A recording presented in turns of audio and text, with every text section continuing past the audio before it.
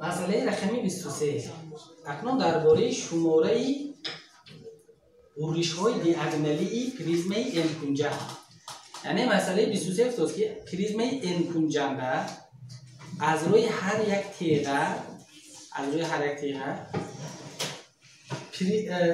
چند هموری دیاگونالی یعنی برش دیاگونالی گذرانده ممکن.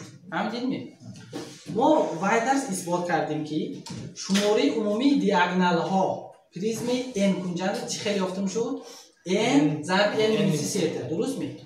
اکنون بینیم اگر بچه ها هر یک دو تا دیاگونال و یک تا همواری دیاگونالی در بر میگیره.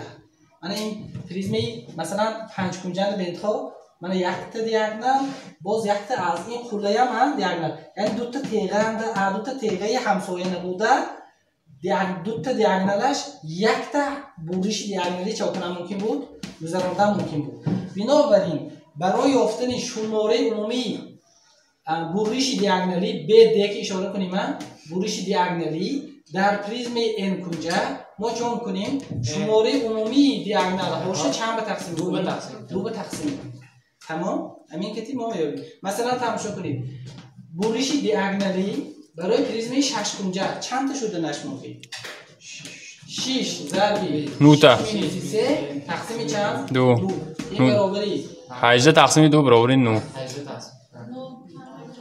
تا چاکرم برش دیاگونالی گذراندن. برای پریزم ای 4 کنجه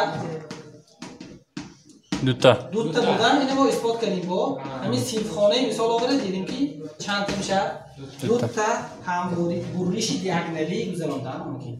عموما برای من این فرموله که ما باید وقتی دیگه از یاد کنیم فرموله نو چیز است برش دیاگونالی برای پریزم n کنجه فرمولش چیز است n ضرب n مینوس 3 تقسیم 2 تقسیم 2 چه شد فهمیدیم من بچه‌ها از روی یک دیاگونال دو تا دیاگونال یک تا همواری دیاگونالی همواری برنده چون کند در حد میگیرد.